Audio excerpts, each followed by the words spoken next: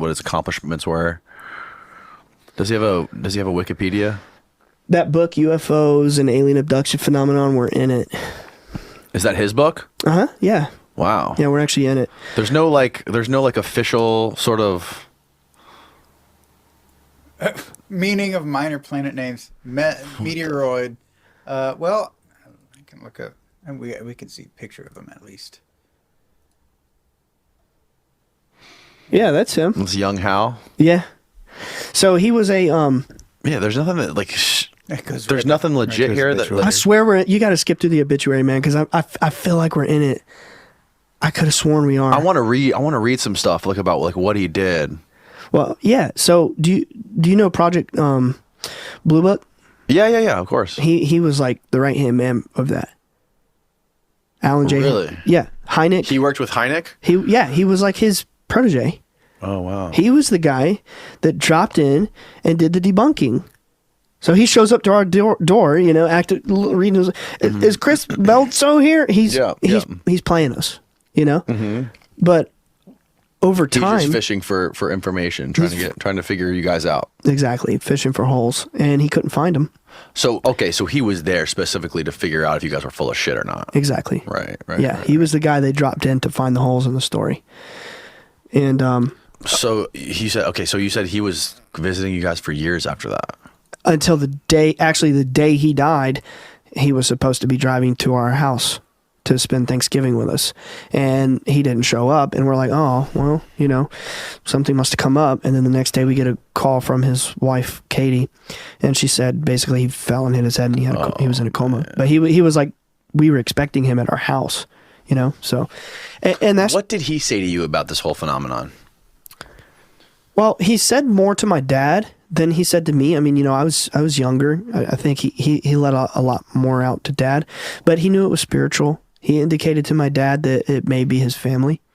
Yeah. The beings, the entities, Now, here is something that I find particularly wild. But in about 2008 or 9, I would have been like 15 or 16 years old. Something he said to me and my family that for many years I've been paying attention to in my mind is that by the year 2025, the disclosure rollout would be on the table. All those years ago, 2008 or 2009, he said, the government's disclosure plan is going to be out on the table by 2025. And this is what he's saying. He said, and we're going to do it through soft disclosure, meaning there's going to be like a steady drip of information so as to not shock people. It's going to be like little bits of information coming out over a long span of time. Right. But, that we should know pretty much the majority of everything by 2025. He told me that when I was a kid.